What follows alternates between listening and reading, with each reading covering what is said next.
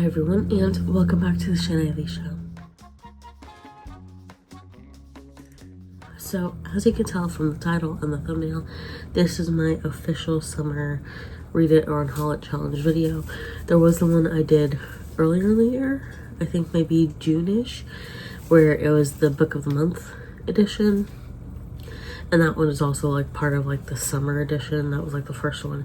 This is the official summer one where it's just all of the other books on my shelves. So, or just my general shelves.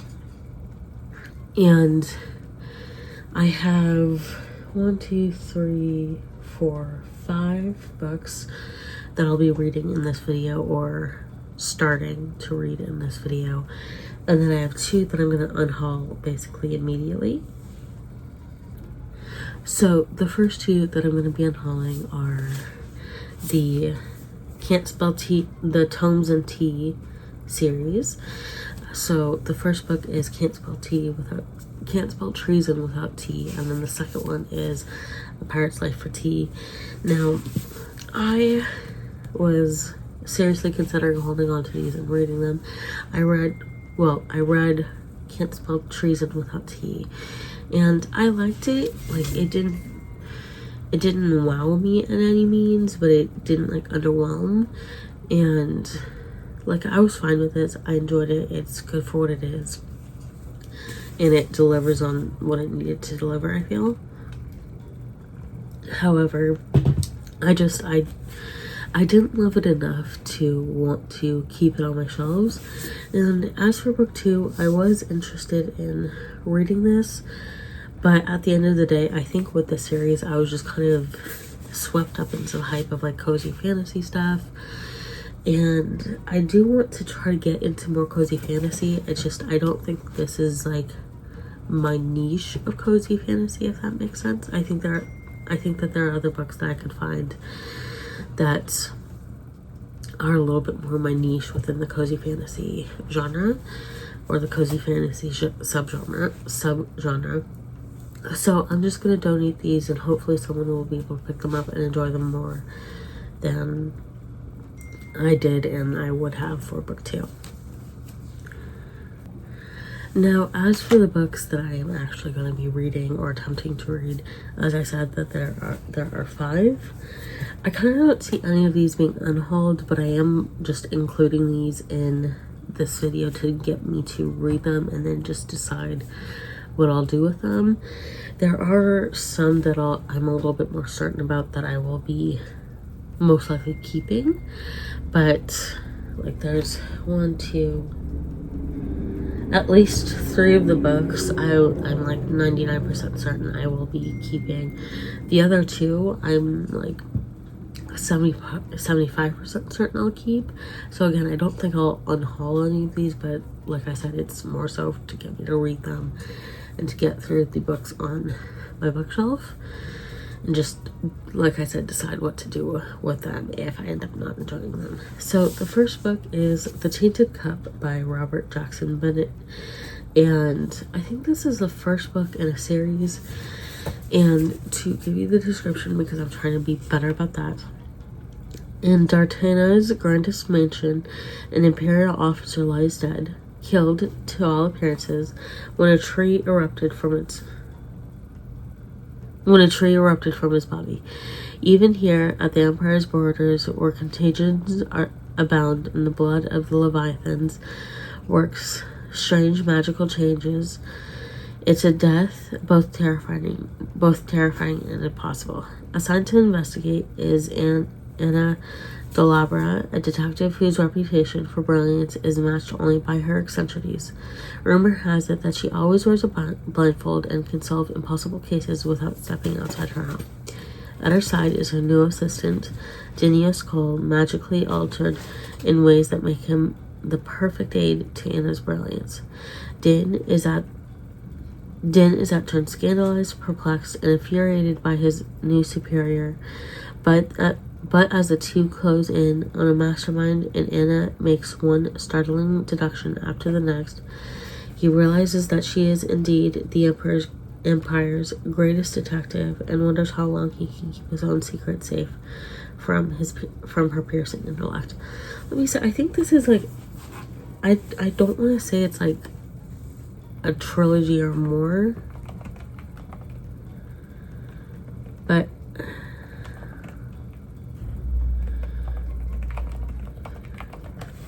I want to say it's a duology.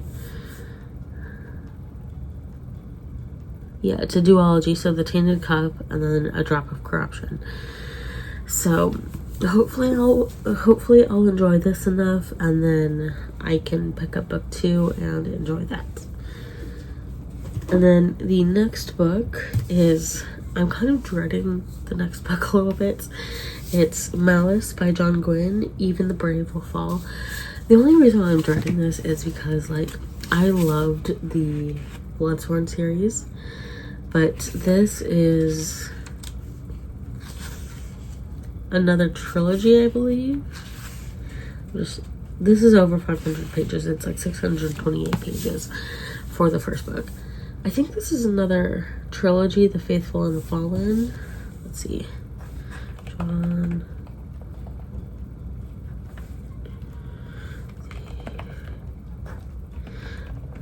Many books in series. I didn't spell that right. Okay, so it's a 4-book series, actually. Okay, so it's Malice, Valor, Ruin, and Wrath.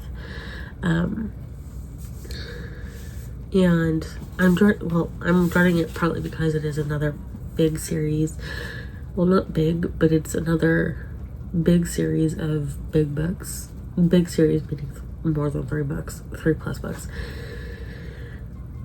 And it's chunky. Like, I think all of the Bloodsworn series, I think those were under 600 pages, like 500 to 550 pages roughly. And this one's like 628. So I am dreading this one a little bit. I really hope I will like it, but we'll see.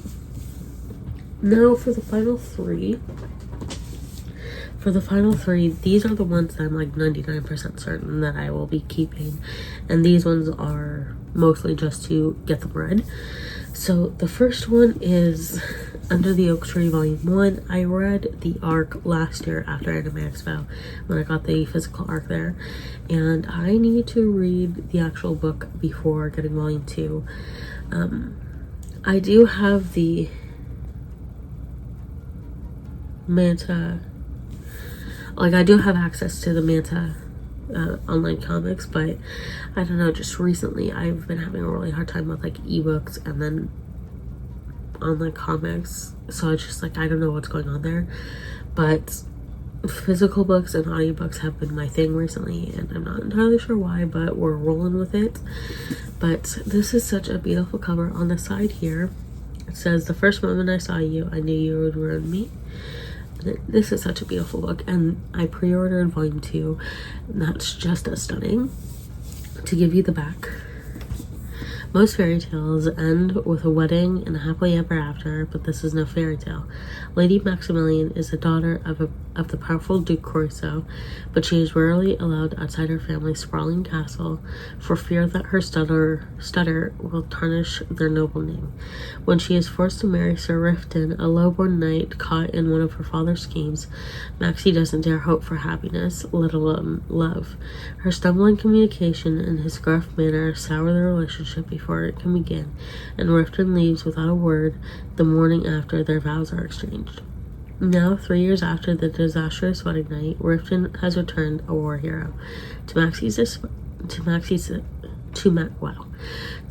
surprise, despite rumors that he was offered a marriage to Princess Agnes, a beautiful and renowned sorceress, Riften still wants Maxie for his wife. And when he comes to claim her, his desire bewilders Maxie, even as she is overcome by the scorching heat that is Riften's presence ignites within her. As she learns to navigate the intricacies of her new life, Maxie will find herself and her courage and discover that she is anything but powerless. I loved the arc, and I need to read the full thing, like I said before the second volume gets here. I have time. It's November, but I want to get this read just so when Volume 2 gets here, I can read Volume 2. And then the next book I am reading this series a little bit out of order. It's one of those where you can. But the next book is Hex by Emily McIntyre. It's the 1, 2, 3, 4, 5, 6. It's the sixth and final book in the Never After novel series. The only one that I haven't read aside from this one is Crossed, but I'm holding off on reading Crossed until it's like maybe September, October-ish. Just because I feel like that's a little bit more suited to September or October. But this one's like perfect for summer, and since it's, at least when this is coming up, it's August, perfect summer read. Now, I think I have talked about this one on my channel before, but to give you the description, he is the prince of La Cosa Nostra. She's the witch who steals his heart. Vanessa Anderson has never been good. She wasn't good enough for her parents, and she isn't good enough for the gangster uncle who took her in after they died. But she's cunning, beautiful, dutiful to her uncle's demands, and she doesn't have time for a moral compass anyway. When her runaway cousin returns to their coastal southern town, she brings a man with her, and Vanessa soon realizes he's the only one who's ever seen her for her. There's just one problem: she can never have him. Enzo Loverboy Marino is a wealthy businessman by day and prince of the underworld by night. Underboss to a notorious mafia syndicate, he answers to no one except his father, the strongest don in the Northeast. When he's tasked with marriage, Enzo doesn't think twice, until he meets his fiance's cousin. Vanessa is everything he never knew he wanted, bewitching him with her sultry voice and subtle curves. But Enzo learned long ago that for a man like him, life is better without the things you want. When plans unravel and temptation sings its siren song, they'll both have to choose what's more important: duty to their families or forbidden love that was never meant to be. So, Little Mermaid, dark romance Little Mermaid. So I really like this one. I hope I'll really like this one. And we're just gonna go with it. And again, I'm pretty sure I'll hold on to that one. And then the next one, the final one, I think this is one I'm going to start off with for this video. But the final one is Elizabeth Peters. It's by Elizabeth Peters, Crocodile on the Sandbank, and Amelia Peabody Murder Mystery. So this one, it's kind of like that line between fall and summer because murder mystery, but it's Egypt. So to give you the description, when was this published? When was this first published? 1999. So it is more recent. But to give you all the description, the perfect recipe for splendid entertainment is what The Guardian said. Emancipated and forthright, Amelia Peabody and an indomitable. Let me start that over. Emancipated and forthright, Amelia Peabody, an indomitable product of the Victorian era, embarks on her first Egyptian adventure armed with unshakable self-confidence, a journal to record her thoughts, and a sturdy parasol. On her way there, Amelia rescues young Evelyn Barton Forbes, who has been ruined and abandoned on the streets of Rome by her callous lover, and takes her to Cairo as a companion. From there, the two women sail up the Nile into their biggest ever adventure, arriving at an archaeological site run by the Emerson brothers, the dashing Emerson and Amy. Well, that's confusing. Is his name Emerson? The dashing Emerson and amiable Walter. Amelia discovers that their little party is increased by one, an ancient Egyptian mummy that proves to be an alarming and decidedly lively example of the species. So it doesn't give much away, which I like, and I think it works for a murder mystery. Like, that description does not give a whole lot away, which I think more synopses and descriptions need to do for their books. So we'll just see how this goes.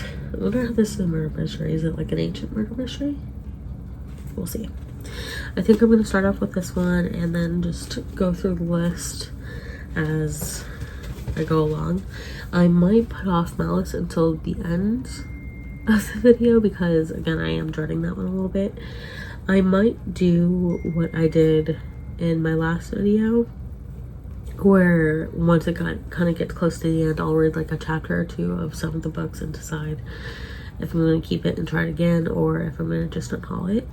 We'll see as it gets later on down the line. So I'll see you all in a minute with my first update. Okay, so I literally just started reading this. It hasn't been that long since I first did that initial first recording for this video, and I wanted to say slight amendation. Is that the right word? Amendation?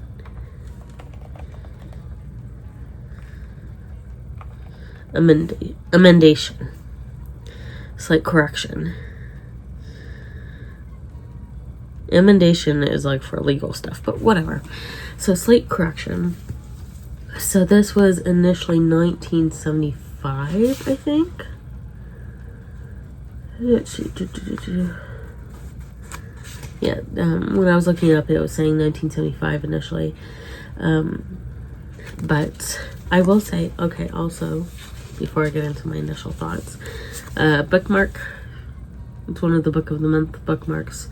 I prefer them when they were shorter. Like, the recent bookmarks have been longer and kind of thinner. I prefer them this way, just because they're easier to store in my bookmark holder. So, emotional support bookmark. And this is the back, who sent it in. Excuse me. Bookmark copy submitted by MSC from Oxford, Michigan, member since 2021. So, let's get another drink. I will say, chapter headers, great. I am thinking of getting the rest of the series just for the heck of it, but I do want to read the first book before I commit to getting the rest of the series. I will say that the beginning, I talked about this in, I think, Heaven Official, my rewatch of Heaven Official's Blessing and the English dub, where it's like, if it's, I talked about it in a recent video from this month, but if it's like the first 1 to 2 chapters of a book, the first 5 to 10 minutes of a movie, or the first 1 to 2 episodes of a show, at least if we're talking about the first book or the first season or the first movie, if it's a series, or if it's a series with multiple seasons, TV show wise, if it's, like I said, if it's the first couple of chapters, if it's the first 5-10 minutes, or if it's the first 1 to 2 episodes, then it's not a spoiler, in my opinion, just because the way I kind of see it is that, like, if it's the first 10 minutes, then that's stuff that they're showing in the trailer, or they're showing a couple of those clips within the trailer for like a movie or a show. If it's the first 1 to 2 chapters of a book, then that's what you're reading right off the bat. And if it's in the first 1 to 2 episodes, again, they're going to be showing some of that stuff in trailers. That's what you're getting right off the bat. You're being introduced to the world and to the characters, so that isn't necessarily spoilers. Anything after that is when it does start getting into spoiler territory, and then I think officially spoilers start after, I would say, like, between chapters, like, book-wise, spoiler, like, kind of fuzzy spoiler territory would be chapter 3 to 4, and then it really depends on how long the book is, but on average, first 2 chapters, not spoilers, chapters 3 to 4, slightly spoiler territory, and then chapter 5 and on is when it's spoilers. And then for a movie, first 5 to 10 minutes, not spoilers, the next 10 to 20 minutes, slightly spoiler territory, and then anything past that, again, depending on the length, is spoilers. And then like for a show, a TV show, first 1 to 2 episodes are not spoilers, episodes 3 to 4 slightly in the spoiler territory, and then anything past episode 5 is spoiler territory. And again, if it's season 2 of a show, or movie 2 of a movie series or book 2 of a book series, then yeah, that's 100% gonna be spoilers. So it's like, I think it was like my Heaven Officials Blessing rewatch where I was talking about this, where I think we've gotten a little bit too sensitive, not in a bad way, but we've gotten a little bit too sensitive with spoilers and how accessible spoilers are, because we're in a very social media heavy era. We're in a very social media heavy century, in a very social media heavy decade, like, and that's how it's going to be from now on, essentially. And spoilers are going to be everywhere. They're on TikTok, they're on Instagram, they're on Twitter, they're on Blue Sky, they're on that one Chinese TikTok alternative, I think it's called Red Note. They're on, spoilers are going to be like literally anywhere people can talk about stuff, whether in video format, photo formats, or text format. There's going to be spoilers. And this isn't to say that when we're talking about something we shouldn't put a spoiler warning. We should 100% put a spoiler warning. But I feel like there's a group of people who are so adamantly against spoilers, but will be on social media like almost 24/7, almost constantly, and then they'll complain about how they're seeing spoilers and having to avoid spoilers. And it's like, you can avoid spoilers while being on social media, but at the same time, like, you are allowed to feel upset that social media is ridden with spoilers about stuff, but that doesn't mean that they're just gonna go away, you know? It's just something that has to be expected.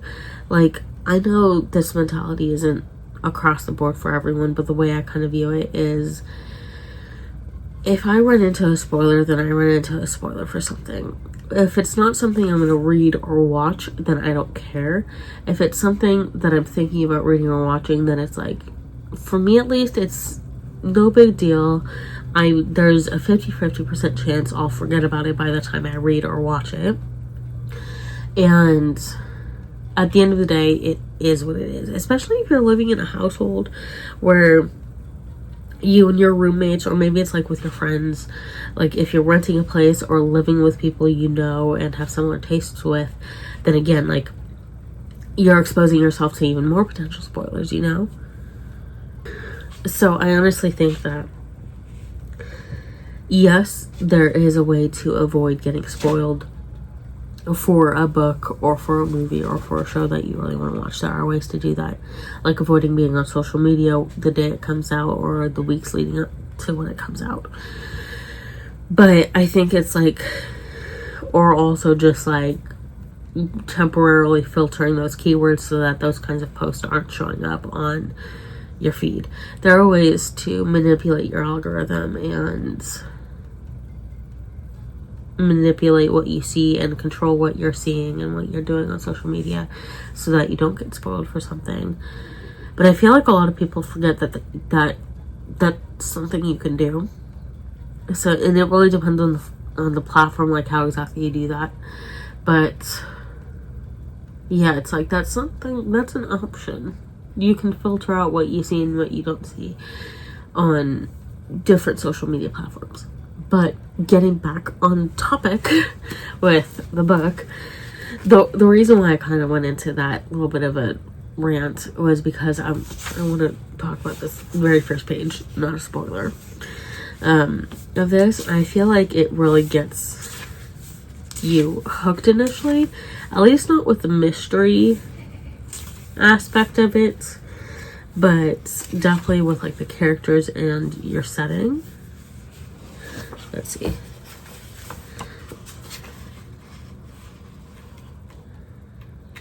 Okay. So this is chapter 1, page 1. When I first set my eyes on Evelyn Barton Forbes, she was walking the streets of Forum.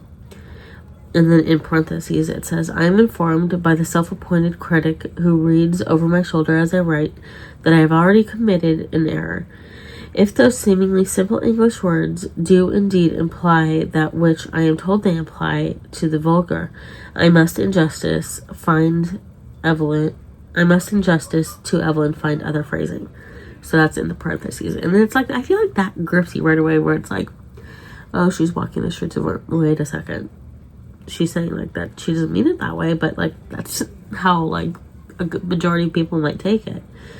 And then the next paragraph says, in justice to myself, however, I must insist that Evelyn was doing precisely what I have said she was doing, but with no ulterior purpose in mind. Indeed, the poor girl had no purpose and no means of carrying it out if she had. Our meeting was fortuitous but fortunate. I had, as I have always had, purpose enough for two. So those are like the first 3 paragraphs, like the first 2.5 paragraphs on the first page. And it's like, that is such an intriguing opening to a book that is like, I appreciate like we talk a lot, like you talk about it in English classes and writing classes, where it's like you have a hook that grabs someone. Personally, I don't think that all books need like a super strong, interesting hook. They need a good enough hook based on what they're trying to accomplish within the book. But that one, for the purpose of this book, really good hook. And just in general, a really good hook. So hopefully, I have good hopes for this book, but hopefully I'll continue to like it. Okay, so I have finished Elizabeth Peters' Crocodile on the Sandbank and Amelia Peabody Murder Mystery. This was a really fun read, and I feel like it's very murder mystery of the time, where I don't want to give too much away because it is a murder mystery, but it was definitely a fun read. It's very of the times, like some of the tropes used, some of the plot points, some of the themes, definitely of the times, like 1975, I think this was originally published. So that is something to keep in mind, and something to just have in the back of your head if you decide to pick this up. So this was definitely a fun read. I might pick up the others, I'm not sure. I think for right now I'm going to hold on to it. I might unhaul it at a later date, but right now I'm going to hold on to it because I did enjoy it. It was a good read, fun popcorn read, and at the end of the day, I'm happy with it. I think I would probably do this like a 4 stars, like a 3.9, 4 stars. So pretty good rating. Again, just very of the times and very much kind of that late 1970s murder mystery, so I'm not mad. So next up, just because I'm on a little bit of a spin now, I'm going to do The Tainted Cup by Robert Jackson Bennett. I'm also, just to give you a little bit of an overview of what else I'm reading, I'm also listening to For Whom the Bell Tolls by J.C. Lynn. I'm listening to that as an audiobook through Libro FM. And I'm not technically counting this as a listen or a read, just because it's more so playing for me to go to bed, so I have some noise. I was listening to The Hobbit by J.R.R. Tolkien, and I moved on to The Fellowship of the Ring. Again, I'm not counting it as an official read because I have it playing for while I go to sleep. But getting back on topic, that's just like an overview for what else is on the currently reading pile, or the sort of currently reading pile. But back to this, The Tainted Cup. I gave the description earlier, so I'm not gonna rehash that. Let's see, how many pages is this?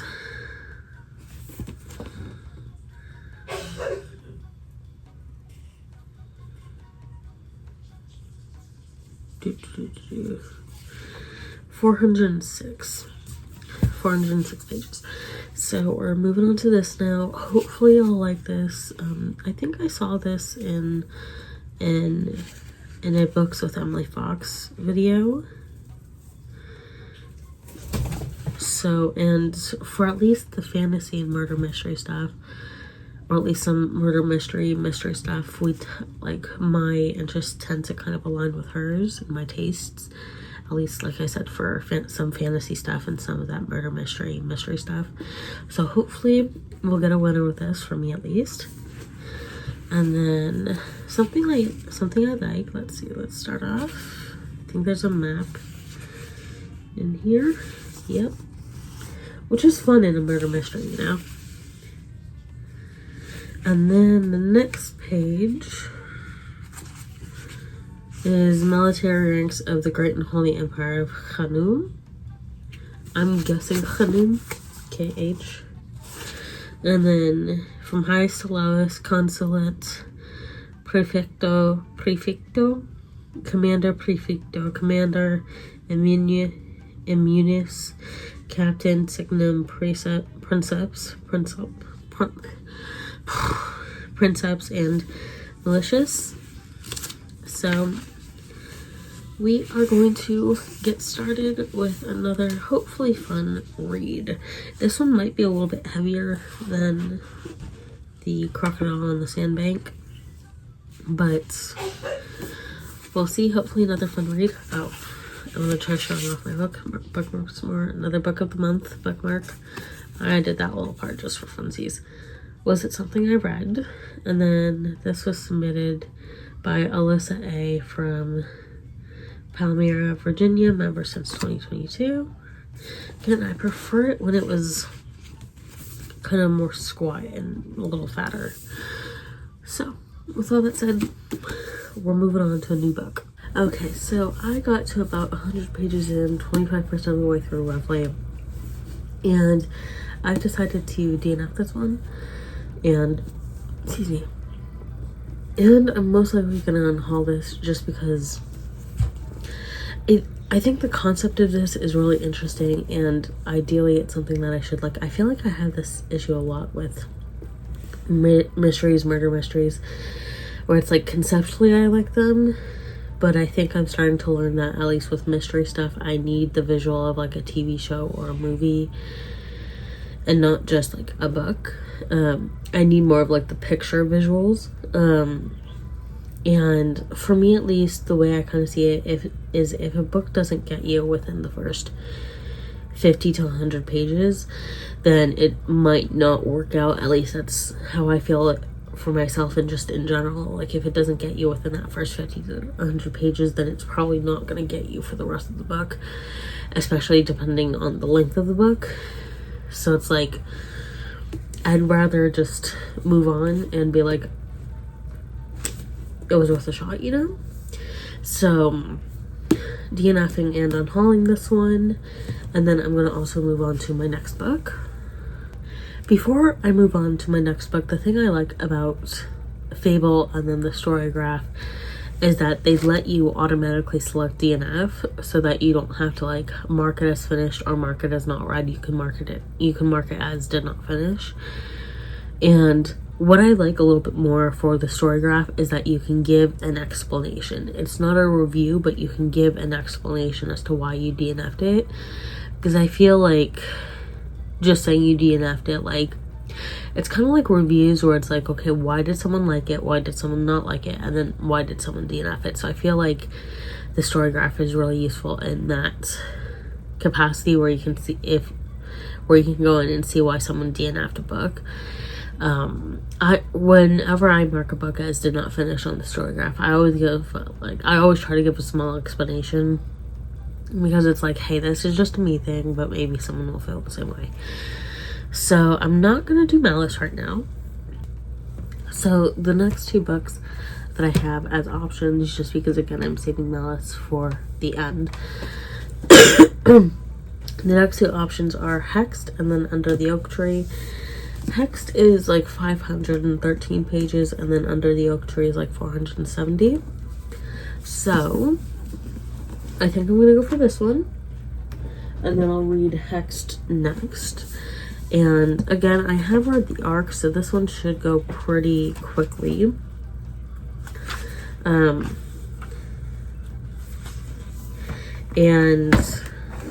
like, it shouldn't take me too long to read this to finish it, even though it's 400 pages. Yeah, I'm really excited to actually read this and read the actual book and go from there.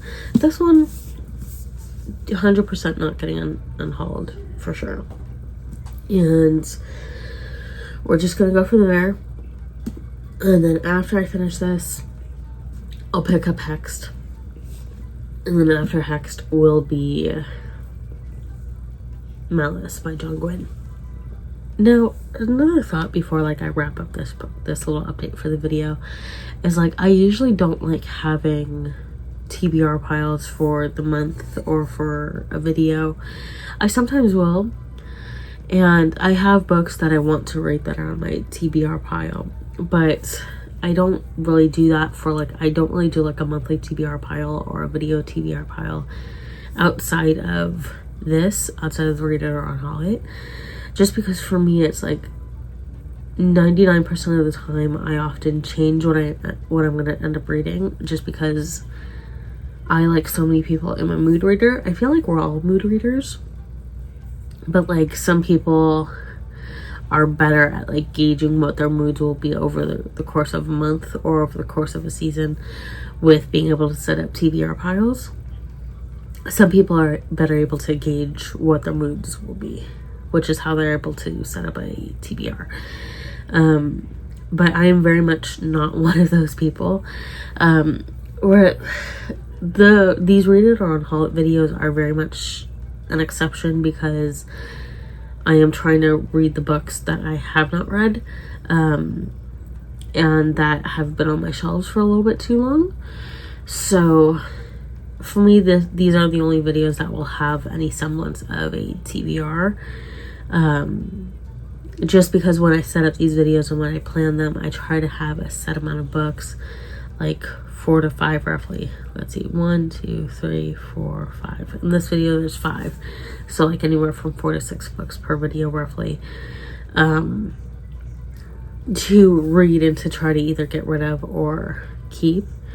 But yeah, outside of this video I don't do TBRs just because I feel like they're a little too constricting, and 9 times out of 10 to even 10 times out of 10 I will change what I'm going to read. I will not feel like that book anymore that I put on a TBR, and then I will choose something else and then not have read it. So that's just kind of my thinking. It's very interesting. I did have, let me check the calendar actually really quickly.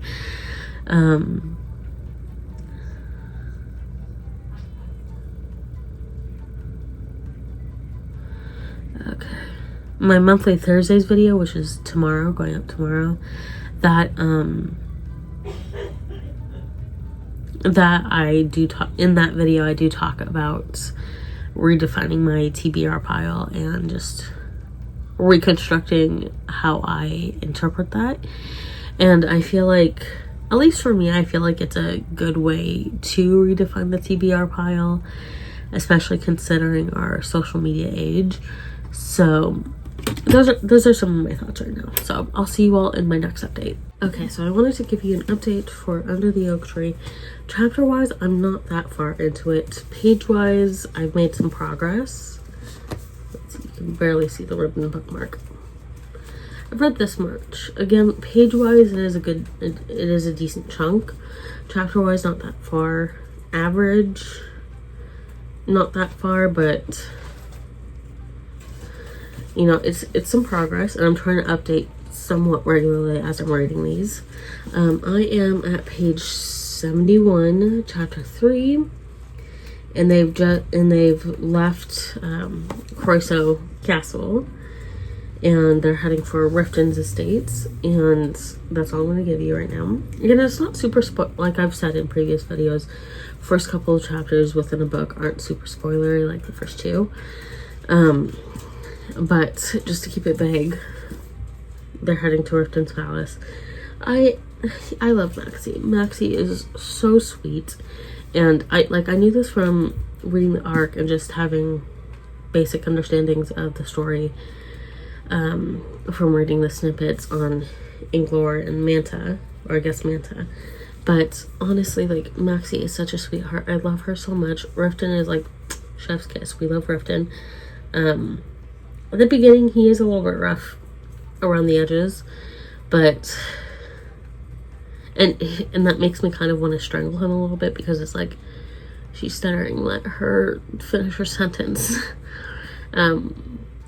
Like, it's, from his perspective, it is understandable, because he was at war for 3 years, and he comes back, and she's very withdrawn. And for her, it's understandable. Like, she's very withdrawn, but he comes into it seeing she's very withdrawn, seeing she's still at her father's castle, just, like, being like, what the heck? And she's coming into this, like, why are you so upset? Like, you left that night. Like, basically, like, before I woke up again the next morning, you were gone. So I do feel like he comes off a little bit harsh, but it's well within character. It's understandable. I feel like he should have been a little bit softer, but, you know, it is what it is. What was I reading? Was that this one? Yeah, I think it was this one. I think I'm thinking of the arc. So I'll get to that at some point with, like, the librarian.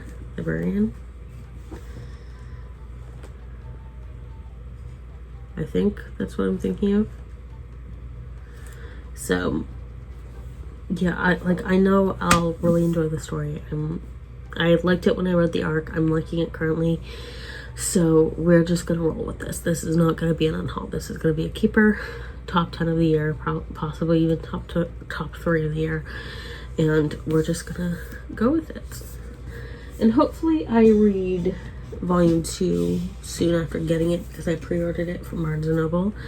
And speaking of Barnes & Noble, I don't know why I put that back on my shelf, whatever.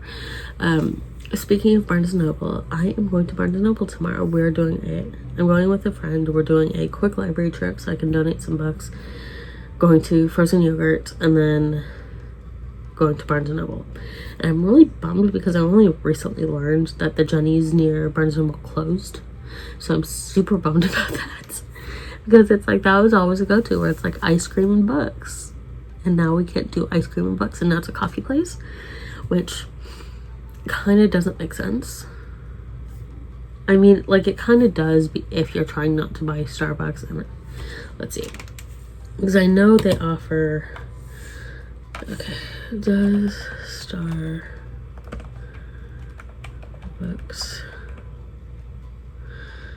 get money?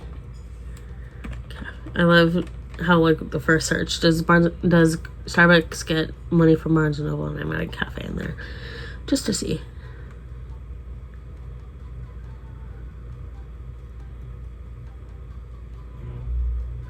Okay, let's see.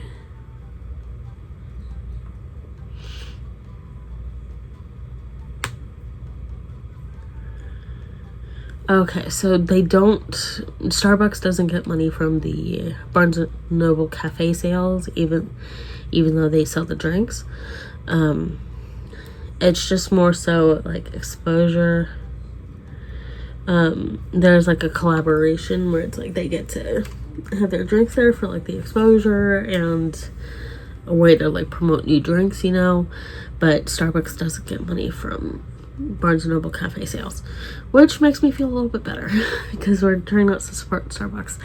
So, but again, getting back on track, what I was gonna say before learning that is that it doesn't make sense to have a coffee shop open there unless you're trying to boycott Starbucks. That was under the previous assumption that Starbucks got a portion of the sales for allowing the Barnes & Noble cafe to have some of the drinks there. However, because that is not the case, because Starbucks does not get money there, it still doesn't make sense to, just in general, it doesn't make sense to have a coffee shop open next to a Barnes & Noble that does have a cafe in it already. Because it's like 9 times out of 10, if you're at like there are quite a few Barnes & Nobles that don't have cafes, and that would make more sense to open up a coffee shop next to a Barnes & Noble if it didn't have a cafe. And then doing some sort of like partnership deal, you know, like if you go to this coffee shop next door, or like doing like that individual store, like they could set up a deal with the coffee shop next door where it's like, hey, if you go next door and get a coffee, that'll add to your rewards, like how they did with Paper Source. So yeah, it doesn't, like, but for the Barnes & Nobles that have cafes, it doesn't make sense to open a coffee shop right next door. And plus too, like I said, for me at least, it was such a big thing, like books and Barnes & Noble. Or obviously books and Barnes & Noble, like, but ice cream and books. Ice cream and Barnes & Noble. And then there's the C's right next door to Barnes & Noble. So it was like ice cream, books, and then chocolate. So I'm going to Barnes & Noble tomorrow. We're going to do, like I said, we're doing library job so I can donate some books. And then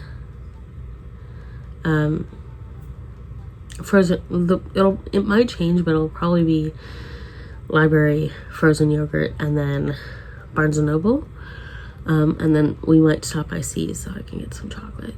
But that's the plan. It might change up where we might do Barnes & Noble first or frozen yogurt first, but with like the way the route is, library, frozen yogurt, and then Barnes & Noble would make the most sense.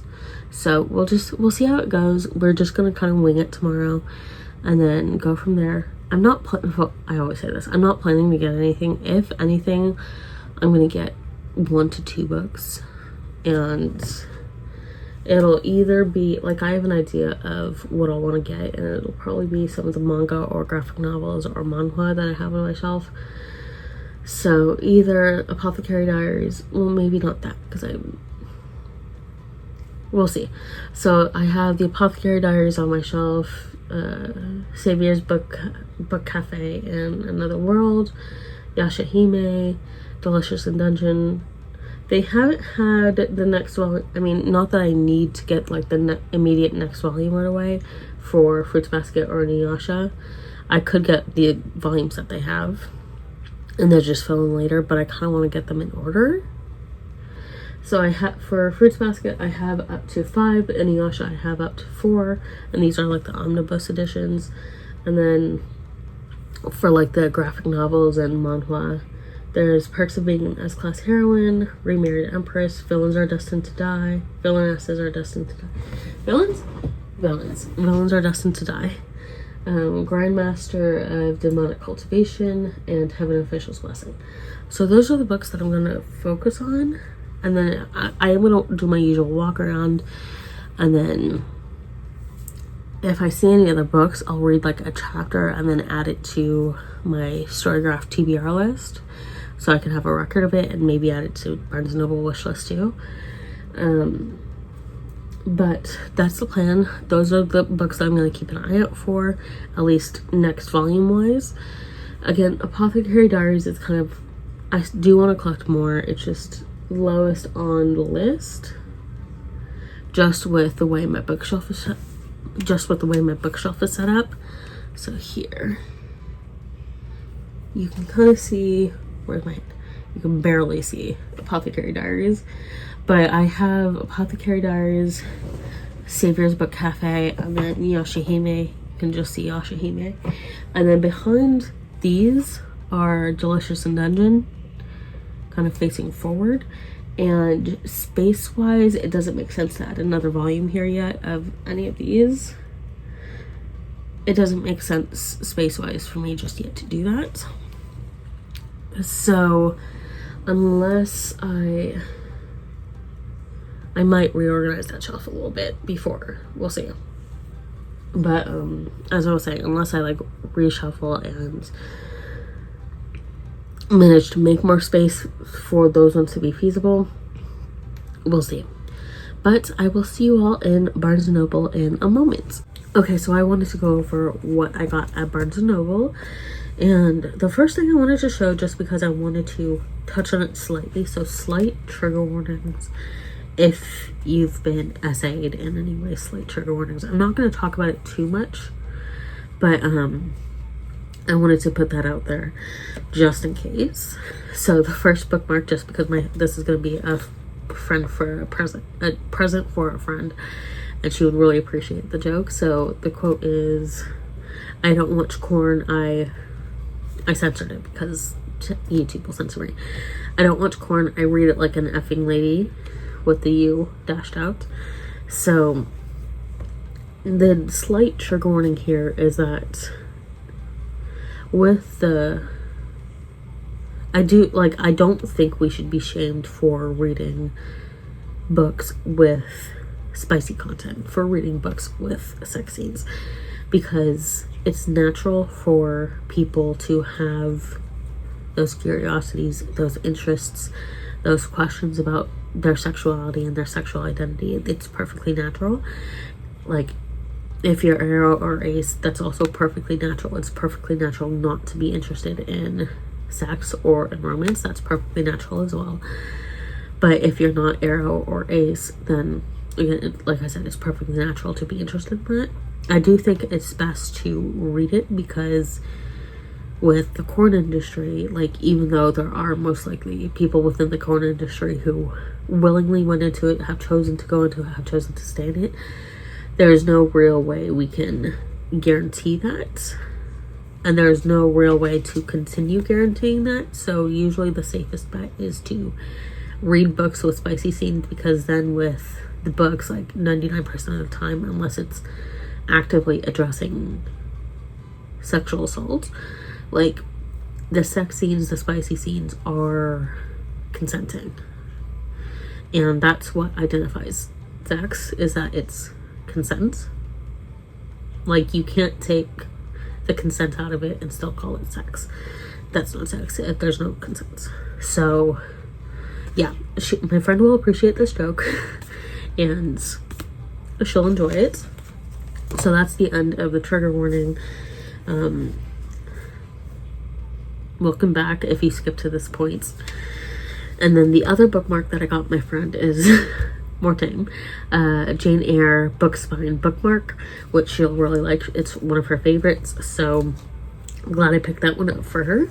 And then I did get one book, and that is volume 5 of Heaven Official's Blessing, because for all of the other stuff that I mentioned before going to Barnes & Noble, I didn't get any clips, but like for all the other stuff, like the Apothecary Diaries, Yashahime,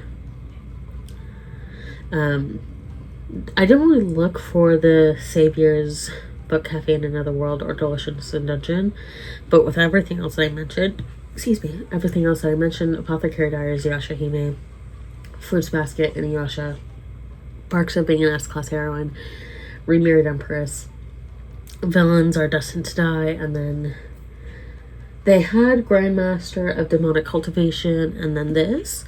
But I figured I'd go with this one because I want to finish the series as soon as possible, again within reason. So, volume 5 of Heaven Official's Blessing. Hopefully I can read it soon because I love this. And if you remember last year, at Anime Expo last year, I got to volume 3, I believe, signed by the artist. Oh gosh, I just got a spoiler image. Why did I do that? But let me pull up volume 3 real quick. So this is volume 3, and I was reading a little bit at Anime Expo last year because I had it on hand. And I got the artist, like I mentioned, or my sister got the artist from, because I had a panel and then she was there. So Zelda CW, the gal who does the Trando cover, the interior illustrations, I always love going to her booth at Anime Expo. I'm really sad I didn't go this year. I love going to her booth at Anime Expo and like I got a lot of her stickers, but I'm glad I got this one signed. Okay, because we're reaching like the 40 to 50 minute mark of this video, I wanted to give one final update for Under the Oak Tree. I think I've only read like 1 chapter. Well, 2 chapters. I think I was about to start chapter 3. So I read 1 chapter. And I'm about to start chapter 4 now. I'm at page 122. And again, I just know I'll like this one. So we're going to finish off with this. And I know I'm keeping this book. As for the other books that I had mentioned at the start of this video, which I think were, okay, here, Malice, by John Gwynn, and then Hexed by Emily McIntyre. I think I am going to put those in another Read It or Unhaul It book, or Read It or Unhaul It video, or another reading vlog. And again, just kind of going through. So I read 25% of The Tainted Cup, Unhauled It. Malice by John Gwynn, I'm saving it for another video. Reading vlog or reader or Unhaul It. And then Under the Oak Tree, currently reading, keeping that one. Hexed, saving for another video. Crocodile on the Sandbank, and I read that, keeping it, enjoyed it. And then the other two books that I just unhauled at the start of the video were Can't Spell Treason Without T, and then A Pirate's Life for Tea. So that was what was covered. I feel like even though it was only like it was like 2.5 books, 2-ish books. I feel like it was a pretty good video, a pretty solid reading vlog. I'm happy with like the decisions made, and at the end of the day it was pretty successful because 3 books unhauled in this video. I fully read one, and then I'm reading a second one, so it's like pretty overall successful in my opinion, which is what matters. So with all of that said, I'll see you all in my next video.